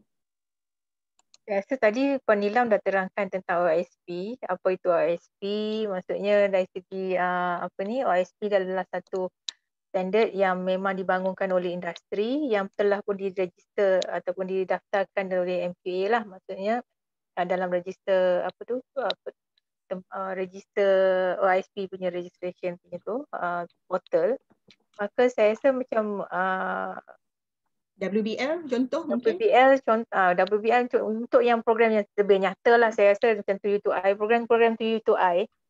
Tadi saya ada nampak juga soalan yang berkaitan dengan ada yang tanya tentang adakah program yang telah pun dapat akreditasi itu ataupun PA ataupun FA boleh mohon semula dan sebagainya. Untuk yang itu sebenarnya kita ada tajuk yang lalu kita ada buat tajuk itu, iaitu dari segi conversion. Maksudnya untuk program, saya nak jelaskan, untuk program yang telah pun mendapat akreditasi FA ataupun PA, boleh memohon untuk didaftarkan sebagai program TVET dengan permohonan conversion lah, kita panggil permohonan conversion. Dia minta convert daripada program yang sekarang ni kepada program TVET, dan mana kita akan buat penilaian, tengok dari segi compliance of standard tu adakah comply dengan standard-standard yang kita nyatakan dalam KOPTA. Dan juga salah satu yang mempunyai potensi besar adalah inilah program TU2I yang saya sebab TU2I dan WPL telah pun didaftarkan sebagai OISP. Sebab OISP dia lebih kepada occupational practices, industry practices. That's why saya rasa program-program yang berbentuk begini mereka boleh instantly memohon untuk menjalani proses conversion lah. Menjalani proses conversion untuk ditukar kepada status mereka daripada program yang biasa kepada program TVET lah. Untuk masa ini, untuk yang program yang didaftarkan di bawah MQA, iaitu buat masa ini iaitu saja dahulu. Tapi kita juga sedang berusaha untuk approach a few industries untuk mendaftarkan manual-manual masing-masing sebagai OISP supaya penyedia TVET ataupun PPT dapat memohon ataupun mendaftarkan diri masing-masing sebagai program TVET lah. Yes, tambahan kepada itu, MQA juga sedang merancang satu sesi bersama dengan industri lead body untuk memberi galakkan kepada mereka menyeraikan kompetensi-kompetensi yang ada di dalam OISP. Seterusnya, Puan Mas, ada satu soalan, adakah program degree boleh dikategorikan sebagai program TVET? Jika ya, adakah proses dan prosedurnya sama seperti program diploma dan sijil? Proses dan prosedur. Proses dan prosedur tu maksudnya proses prosedur FA ke? Permohonan saya beranggapan begitulah. Permohonan akreditasi kalau ikut yang macam Puan Ilham cakap tadi, dengan KOPTA yang baru, dengan adanya level 6, maka bolehlah memohon untuk bangunkan program yang berkaitan untuk level 6. Proses dia adalah sama seperti mana proses akreditasi. Walaupun apa level pun dia tetaplah samalah proses akreditasinya, dia punya flow-nya tetap sama. Dari segi fee kita mengguna pakai fee yang sedia ada lah untuk FA structure fee yang sama untuk yang program yang akademik biasa. Begitu juga dengan program TVET. Okey. Ada soalan tentang proses, mungkin Puan Rosmaiza atau Puan Mazlinawati boleh jawablah. Adakah program KOPTA ini akan menggunakan table 4 yang sama dengan program COPA atau COPA ODF? Yang table 4 yang semua IPT kena isi itulah. Kalau kita tengok dalam tadi Puan Rosmaiza ada tunjuk kan tentang bahagian C tu, memang kita ada nyatakan ada table-table yang perlu diisi. Basically adalah lebih kurang sama dengan table yang kita guna pakai dengan sistem yang sekarang. Dia ada table 4 memang ada, table 5 pun ada juga. So dia memang lebih kurang sama je sebenarnya. Cumanya dari segi konten dia tu kena comply dengan keperluan KOPTA lah. Presentation dia sama. Jadi kepada semua penyedia TVET, apabila mengemukakan permohonan akreditasi sementara sepenuh kepada MQA nanti, perlulah menggunakan format dokumen yang kita telah nyatakan tadi dan boleh dicapai melalui portal MQA. Untuk soalan seterusnya, banyak juga teaching kompetensi. Saya rasa soalannya masih sama, jawapannya sama seperti mana yang diperjelaskan tadi. Okey. Sekiranya PB atau PPT ditauliahkan TVET level 4, adakah pelajar akan menerima 2 jenis diploma MQA plus DKM atau akan menerima 1 sahaja diploma TVET? Maksudnya penganugerahan kelayakan. Kalau dia dah dapat pentauliahan TVET level 4 tu. Sebab MQA kita tak keluarkan diploma kan. Ya, kalau dia mendapat, kan tadi kita ada, Puan Rosmaliza ada terangkan tentang apa kategori, maksudnya di mana dia perlu hantar program, submission of program tersebut, sama ada di JPK ataupun di MQA. So kriteria itu jelas telah menggariskan bahawa kalau you ambil NOS punya modul ataupun menggunakan NOS lah, dia punya pelaksanaan tu menggunakan NOS, maka you need to go to di JPK lah, kepada JPK.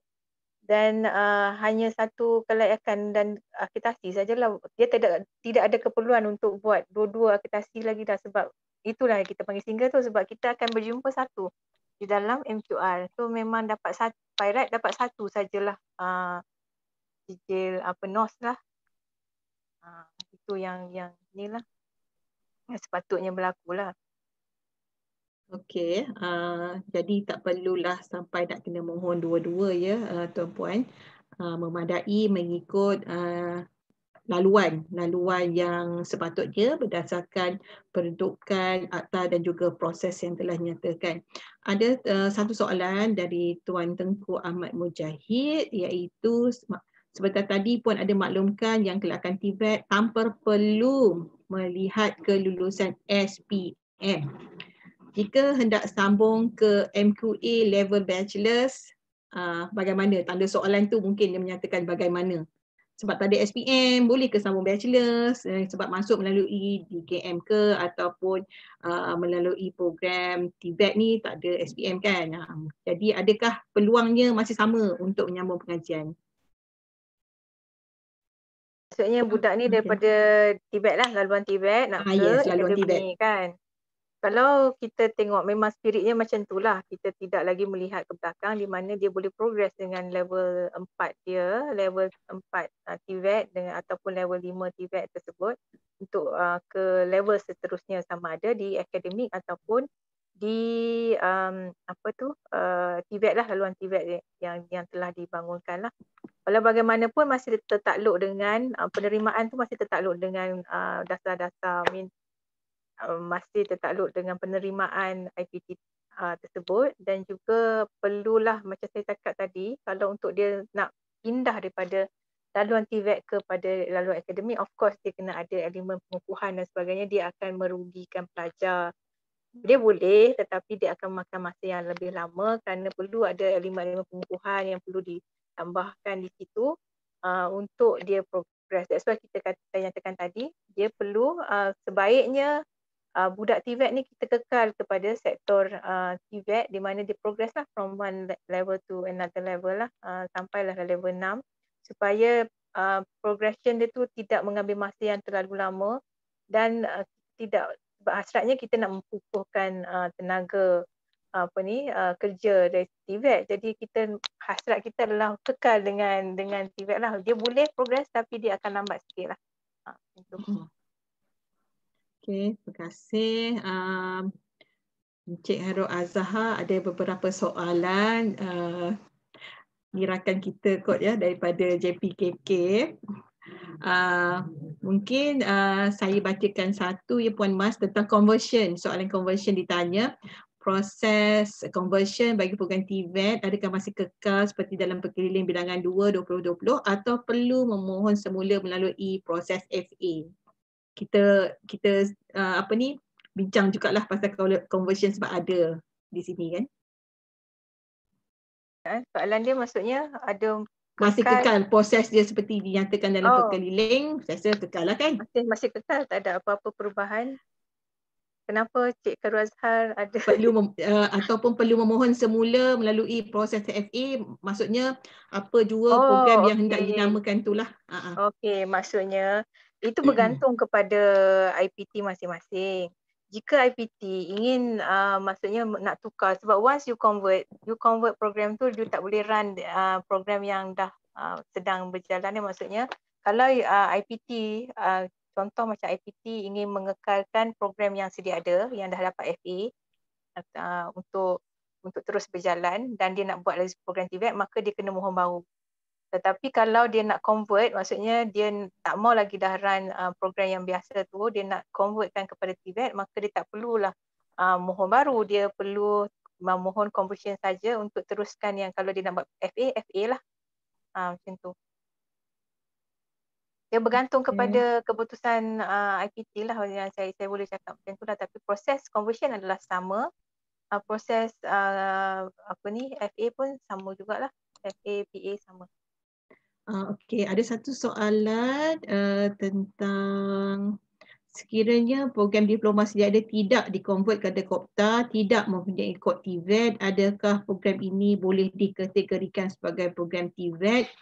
Untuk makluman, program-program yang tidak melalui, maksudnya dia program dulu adalah program yang kita beri kod akademik dan dia tidak melalui proses conversion, kita tidak akan menukar sifatnya atau ciri-cirinya kepada ciri-ciri TVET sehingga mereka melalui proses conversion dan disahkan memenuhi KOPTA, barulah kita kategorikan, MQA kategorikan program tersebut sebagai program TVET dan diberikan kod TVET, dan pindaan tersebut akan kita selaraskan dengan pendaftaran di MQR. Saya harap yang itu jelas ya tentang pengklasifikasian TVET itu sendiri. Okey, satu soalan dari Encik Muhammad Zaidi Mansur. Adakah IPTS perlu berdaftar sebagai pusat bertauliah dari JPK untuk membolehkan IPTS menawarkan program KOPTA? Puan Rosmaliza nak jawab ke? Okey, Puan Nilam. Ya, sila. Macam yang saya dah terangkan tadi, untuk IPTS yang didaftarkan di bawah Akta 555 ataupun Akta AFU, dia perlu menghantar permohonan kepada MQA. Jadi dia tak perlulah mendaftar pada JPK, dia boleh direct pada MQA lah. Sebab dia anugerahkan sendiri program dia berdaftar di bawah AFU. So itu adalah kategori untuk yang kita dah nyatakan dalam KOPTA muka surat 49 dan 50. So kat situ penyedia TVET boleh tengok dia ke arah mana permohonannya, sama ada MQA ataupun JPK. Kecuali kalau PB atau kecuali kalau IPT tersebut dia juga dia nak tawarkan program yang memang nak dapat anugerahan daripada JPK. Maksudnya yang itu dia kena hantar JPK lah. Kalau dia nak anugerah sendiri, hantar MQA. Kalau dia nak anugerahan tu daripada JPK, yang NOS tu nak dapat DKM dan sebagainya, yang daripada JPK, maka dia kena follow JPK punya route lah. Okey. Terima kasih. Banyak soalan yang saya tiba masuk banyak juga ni. Alhamdulillah.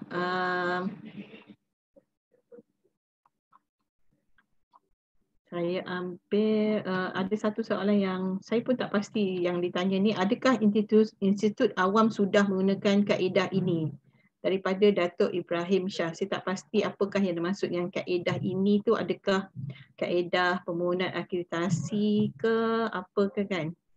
Cuma apabila hendak melalui proses akreditasi program sebagai program TVET, hendaklah menggunakan proses yang telah diterangkan tadi dengan berasaskan, dan dokumen itu mestilah berasaskan kepada KOPTA lah, itu yang penting.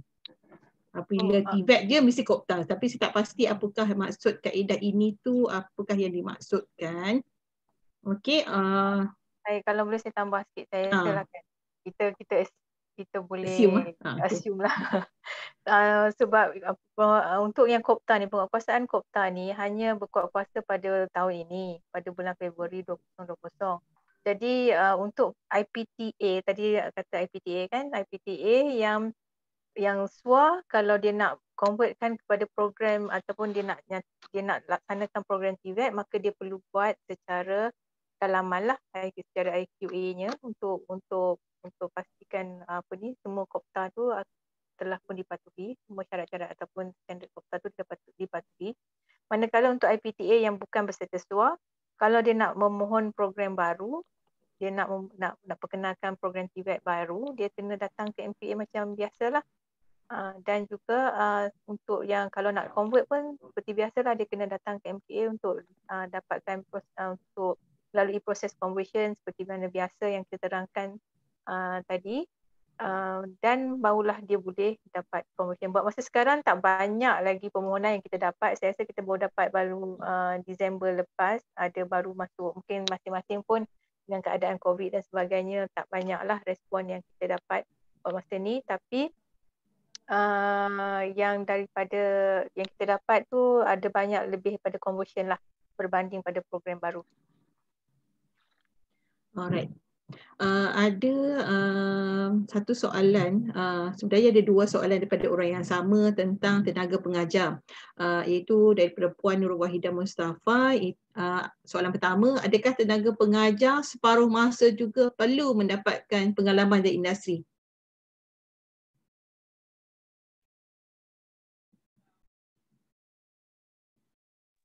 Kalau kita tengok dari segi apa ni standard tersebut, kita memang tak nyatakan, maksudnya bila kita nyatakan tu semua terpakailah, maksudnya separuh masa ataupun sepenuh masa. Dia perlu ada industri punya exposure dan dia perlu juga ada pendedahan yang in service lah. Kemungkinan dia separuh masa ada disebabkan dia berada di industri, I'm not sure of that, tapi itulah yang perlu difikirkan oleh pihak IPT lah ataupun penyedia TVET. Walau bagaimanapun saya rasa saya dah nyatakan tadi, untuk standard ini kita beri masa sehingga 2026 untuk penyedia TVET untuk penuhilah, maksudnya buat masa sekarang untuk IPT ataupun untuk mereka yang sedia ada ni bolehlah memikirkan kaedah yang terbaik ataupun plan untuk memastikan bahawa standard yang dinyatakan tu dicapai dengan sepenuhnya pada tahun 2026. Dan mungkin saya tambah sikit, yang mana memang dalam KOPTA itu sendiri, kalau Puan boleh lihat di section 4.14, ada menerangkan bahawa industrial experience must be significant to the discipline core. Maksudnya dia memang related dengan khusus disiplin core yang hendak ditawarkan atau diajar oleh pensyarah ini nantilah. Jadi dia mesti ada pengalaman industri yang berkaitan. Satu lagi Puan Mas, susulan daripada itu, dia minta untuk diterangkan lebih lanjut berkenaan dengan 1 bulan di industri bagi setiap 2 tahun tu. Maksudnya industry attachment yang dinyatakan di dalam KOPTA. Tadi Puan Mas sebut kan? Ya. 1 bulan itu seperti yang saya nyatakan tadi, dia tidaklah bermaksud 1 bulan solid dia berada di industri, tetapi dia boleh bersifat kumulatif. Maksudnya dia boleh hantar sekejap, mungkin dalam tempoh 2 tahun tu hanya 1 bulan saja yang perlu dipenuhi. Maksudnya mungkin tahun ni dia hantar berapa hari, dari segi yang untuk 7 hari ke 8 hari dan sebagainya. Tapi itu boleh, patutnya kumulatifly dia kena dapat untuk 2 tahun servis tu, kita akan check lah 2 tahun servis tu dia hantar kepada secara kumulatifnya dah sampai 1 bulan ke tidak untuk pendedahan daripada industri. Jangan bimbang, sebab yang ini memang antara perkara yang paling dibimbangi oleh penyedia TVET, terutama sekali yang berskala besar macam JPPKK dan juga KV. Kita juga di peringkat MQA dan JPK sedang dalam proses untuk melihat semula perkara ini. Kita akan mungkin lebih definasi of latihan industri ataupun pendedahan industri itu kita akan lebih fleksikan, di mana mungkin kemungkinan ini belum lagi ada perbincangan, kemungkinan untuk mereka yang telah melalui program TU2I kita boleh anggap sebagai latihan industri dan sebagainya, yang itu belum lagi dipastikan, tapi kita cuba untuk memudahkan pihak-pihak penyedia TVET ni untuk comply with this particular standard. Kita boleh kita akan lihat semula dari segi definasi of latihan industri ataupun industry experience. Okey. Ada satu berkenaan dengan proses laluan penilaian ya daripada Encik Muhammad Tamrin, iaitu adakah sesebuah ILKA iaitu unsur latihan di bawah kementerian yang lain boleh menjalankan program MQA dan JPK ataupun ILKA boleh memilih JPK atau MQA? Sebab yang tadi kita jelas di bawah atas IPTS, di bawah atas JPK, yang ini pula ILKA. Macam mana ya Puan Mas ataupun Puan Rosmaniza mungkin nak respon?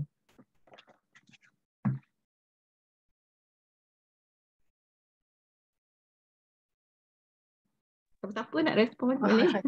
Saya rasa untuk yang saya rasa perkara pokok yang utama sekali yang kita perlu lihat adalah dari segi penganugerahan. Jika sekiranya penganugerahan itu adalah daripada JPK, memang dia memang kena kiblat ke JPK lah, maksudnya kena pergi ke JPK. Kalau nak dapatkan NOS punya sijil, DKM, DLKN dan sebagainya, maka perlulah di sana. Tapi untuk yang penganugerahan sendiri boleh datang ke MQA lah. Okey, saya harap kepada Encik Muhammad Tamrin jelas untuk membuat pilihan okey ke mana untuk dihantarkan permohonan tersebut. Seterusnya daripada Puan Nur Nadira ada bertanyakan, boleh ke saya nak tahu bila deadline atau tarikh akhir bagi semua PPB ni, mungkin pusat bertauliah ataupun penyedia TVET lah kot dimasukkan di sini untuk memohon akreditasi TVET ini. Adakah ada deadline-deadline tertentu yang kita tetapkan untuk akreditasi TVET? Okey, untuk permohonan akreditasi, okey, saya cuba jawablah kan untuk yang untuk PB yang saya difahamkan oleh JPK. Mereka buat exercise compliance to COPTA ini bila datang renewal. Ya, bila you dapat PB, dapat pengiktirafan ataupun pentauliahan, kemudian dia ada tempoh tertentu untuk datang balik semula renewal. So masa ketika itulah mereka akan tengok dari segi compliance of COPTA lah, standard COPTA. Tapi di MQA kita ada lain sikit prosesnya, di mana untuk conversion kita bagi tempoh, masa sekarang ni kita bagi 3 tahun bermula tahun ini untuk IPT ataupun penyedia TVET untuk convert program masing-masing. Tapi conversion ini adalah sukarela ya, bukannya wajib. Maksudnya IPT boleh menilai sama ada ataupun buat keputusan sama ada nak convert ke TVET ataupun nak kekal seperti seadanya lah. Dan kalaupun buat exercise conversion tidak dan akhirnya gagal, maksudnya tidak kita dapati bahawa program tersebut tidak comply dengan COPTA, maka dia tidak ada apa-apa implikasi terhadap current punya status. Maksudnya kalau dia dah ada FA, dia akan kekal seperti biasa. Dia akan dapat FA jugalah. Maksudnya tak ada menjejaskan current punya status lah. Untuk yang program yang kita ceritakan hari ini adalah untuk permohonan program baru lah. Program baru yang mana kalau nak bila-bila masa lah, bermula daripada Februari 2020, you boleh mohon kalau ada program baru yang nak dibuat berdasarkan standard COPTA dan juga OISP ni, maka boleh mohon kepada MQA dan lepas permohonan tu kita akan dapat proses yang sama lah. Maksudnya kalau dia FPA, PPA lah, yang mana FPA lepas PA baru FA lah, itu normal punya proses lah. Okey, Puan Rosmaiza nak tambah ke? Okey, macam saya cakap tadi, untuk permohonan kepada MQA kita memang dah ada jadual yang kita dah tetapkan untuk setiap bulan, iaitu cycle 1 sampai cycle 11, dan kita dah letak tarikh setiap kalau untuk Januari, kalau PPT nak hantar pada Januari ni bermula 4 hari bulan sehingga 7 Januari 2021. So setiap bulan tu kita dah letak tarikh dekat website ada. So penyedia TVET boleh rujuk dekat situlah untuk merancang penghantaran program TVET nanti. Okey, terima kasih. Ada satu soalan yang ditujukan kepada all panelists dalam chat room. Saya rasa mungkin ada attendees tak dapat melihat soalan ini. Iaitu daripada Puan Syai Batul bertanyakan tentang 1 bulan attachment ke industri itu untuk setiap orang pengajar atau seorang sahaja wakil untuk setiap bahagian. Untuk attachment 1 bulan dalam tempoh 2 tahun itu adalah untuk setiap seorang Namun institusi yang terbabit perlu nambah rancang. Kita pun tak naklah nanti ada kekosongan tenaga pengajar dan tempoh masa yang sama. Jadi perancangan tu penting dalam membuat penghantaran tenaga pengajar apabila mereka perlu membuat industrial attachment, dan seperti mana yang dinyatakan oleh Puan Mazawati tadi, dia tidaklah bermaksud terus keluar attachment itu 1 bulan, dia boleh buat secara staggered dan menyusun jadual itu secara sama dengan semua tenaga pengajar. Okey, mungkin saya ambil lagi 2-3 soalan sebelum kita tutup sesi ini.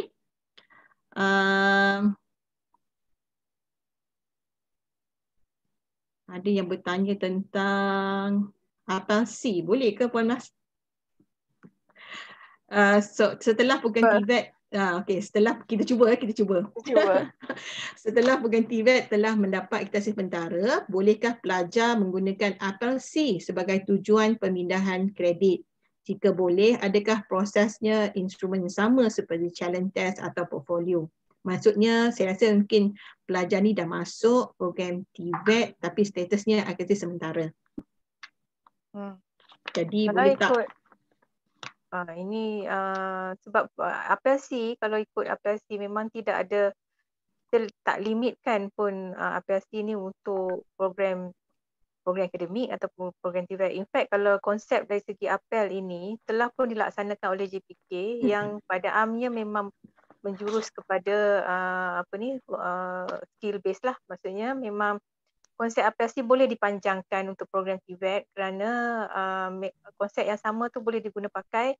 In fact, lebih mudah untuk menunjukkan skill, perkara-perkara tentang skill ni lebih daripada akademik. Jadi memang kita tak ada halangan lah untuk memanjangkan konsep as long as you IPT mendapat status untuk melaksanakan apel C lah.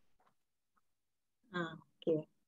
Ada satu soalan dari Encik Muhammad Salahuddin Adnan, iaitu sekiranya program telah mematuhi syarat SLT komponen praktikal sebanyak 60 hingga 70%, adakah program boleh dikira sebagai program TVET tanpa perlu migrate to COPTA? Untuk makluman dia, Tuan boleh membuat semakan pematuhan kepada SLT 60-70%, namun ianya perlu disahkan oleh MQA. Sebab bila kita kata ciri-ciri TVET itu, ia bukan hanya kepada 60-70%, tetapi terdapat ciri-ciri lain seperti yang dinyatakan oleh Puan Mazlinawati tadilah. Walaupun Tuan telah memenuhi semua, ia perlu disahkan oleh MQA. Adakah benar ianya memenuhi kepada COPTA? Mungkin Puan Mas nak tambah? Dia kena datang MQA jugalah kan? Ya, sebab kita nak bocok mohon tu, yes. Maksudnya kita kena sahkan betul ke dia dah comply semua, sama ada dari segi yang 6 ciri tu satu. Kemudian kita perlu nak tengok juga dari segi keperluan-keperluan lain macam tenaga pengajarnya, dan dari segi dia punya involvement of industry tu macam mana, di level mana. So kita akan tengok semua tu, dari semua 107 standard tu sepatutnya kena ada lah dalam program TVET. Okey, saya ambil 2 soalan lagi. Iaitu Assalamualaikum panel. Sini daripada Encik Amar ya. Katakan ada satu program TVET untuk dibangunkan. Jika program ini tidak bercadang untuk menggunakan NOS, adakah wajib Darul BL atau 2U2I digunakan sebagai asas pembangunan program tersebut? Mungkin Puan Mas boleh ataupun Puan Rosmaliza pun boleh respon jika dia tak nak gunakan NOS tapi nak gunakan WBL sebagai asas. Masih lagi tertaluk kepada status institusi kan? Ya, status institusi. Kemudian penganugerahan dan juga WBL tu, adakah WBL yang dibuat tu memang comply dengan COPTA lah. Maksudnya apa yang keperluan-keperluan di bahagian area 1 tu lah. Okey. Tadi saya ada mention kan Puan Nilam tentang conversion memang kita masa sekarang kita buka sampai 3 tahun. 2003. Mm-mm. 2023. 2023. 2003 patah balik belakang. Jadi 2023 lah buat masa sekarang. Mungkin kita akan extend lah, yang itu belum lagi. Kita akan extend sekiranya memang ada keperluan nanti, namun saya mohonlah jasa baik kepada semua tidak menunggu sehingga 2023 baru nak buat conversion, tapi bolehlah berdikit-dikit untuk membuat pindaan kepada program-program akademik sedia ada untuk membuat pindaan.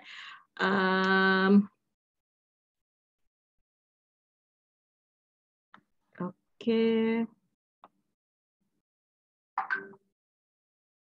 Okey, ini ada satu soalan Puan Mas daripada Encik Zainuddin. Saya mempunyai pusat bertauliah JPK untuk program tahap 3 JPK. Bolehkah saya memohon untuk menawarkan program MQA dengan mengeluarkan CJ sendiri?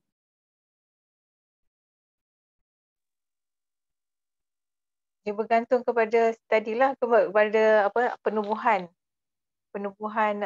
IPT ataupun PB tu macam mana penubuhannya. Memang dia ditubuhkan, kalau yang ditubuhkan dari bawah atas 555 tu lebih banyak flexibility lah. Maksudnya dia kalau dia nak tawarkan program yang bersifat NOS ataupun dengan CJ NOS yang jadi PB, maka dia boleh hantar ke JPK. Dan juga dia nak anugerahkan sendiri pun boleh, dan dia datang ke MQA. Maksudnya dia bergantung kepada penubuhan institusi masing-masing. Ya. Okey, saya rasa mungkin saya ambil soalan terakhir.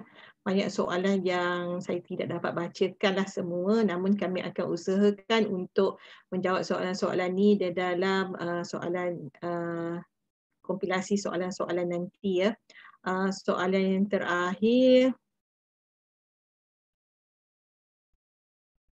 Okey, mungkin ada yang confuse lagi sebenarnya antara diploma yang dikeluarkan oleh JPK dan diploma yang ditawarkan oleh MQA. Sebab ada satu soalan bertanya, jika RPTS, TVET, MQF telah mengeluarkan pelatih diploma itu level 4, sijil pelatih tersebut akan dianugerahkan diploma kemahiran atau diploma MQA.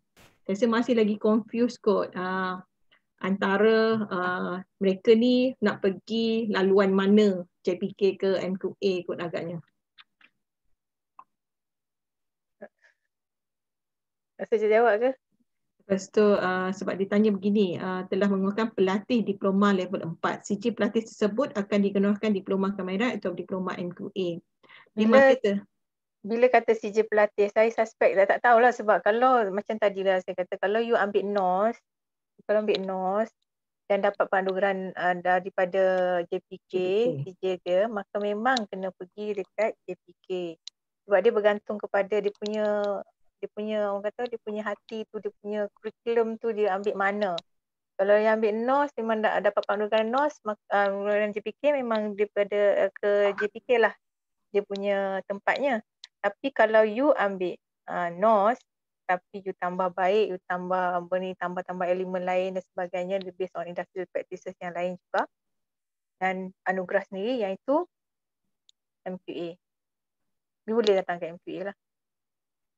Okay, okay. Teruskan. Ada lagi ke Puan Mas? Cukup dulu kot. Nanti saya rasa kalau ada confuse nanti kita jawab dengan inilah.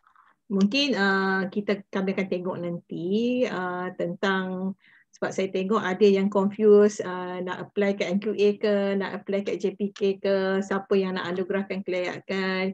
Saya rasa mungkin tuan-puan boleh semak juga mana yang pusat bertauliah, mungkin boleh semak juga dengan JPK untuk mendapatkan penerangan lanjut tentang permohonan akreditasi di bawah JPK berdasarkan Akta 652 lah ya. Oleh itu saya ingin mengucapkan terima kasih kepada semua yang hadir pada sesi untuk petang ini, termasuk juga kepada dua pembentang yang telah membuat pembentangan sebentar tadi. Saya mohon maaf, saya tidak dapat membacakan kesemua soalan-soalan yang diutarakan, namun begitu kami akan berusaha untuk menjawablah respon kepada soalan-soalan tersebut nanti dalam kompilasi soalan-soalan yang kita akan masukkan dan upload di dalam portal TVET. Tadi Urus Siti telah kongsikan direct address kepada portal TVET, atau sekiranya tuan-puan tidak pasti nak pergi link mana, tuan-puan boleh terus masuk ke dalam portal NQA. Di situ hanya tekan ada satu logo TVET di situ. Jadi oleh itu semua bahan-bahan akan kami share di dalam portal TVET dalam masa dekat. Iaitu bahan hari ni ya. Kita dalam portal TVET tu kita ada macam-macam. Ada slide-slide sebelum ni tentang conversion yang tuan-puan boleh akses daripada portal TVET. Oleh itu, saya ucapkan terima kasih. Mohon maaf jika ada salah silap daripada saya dan juga mewakili pihak pembentang. Saya juga mohon maaf jika ada salah silap kata-kata yang telah disampaikan tadi. Dan saya harap semua ilmu yang telah disampaikan tadi memberi manfaat kepada semua, dan kekurangan itu adalah daripada kami sendiri.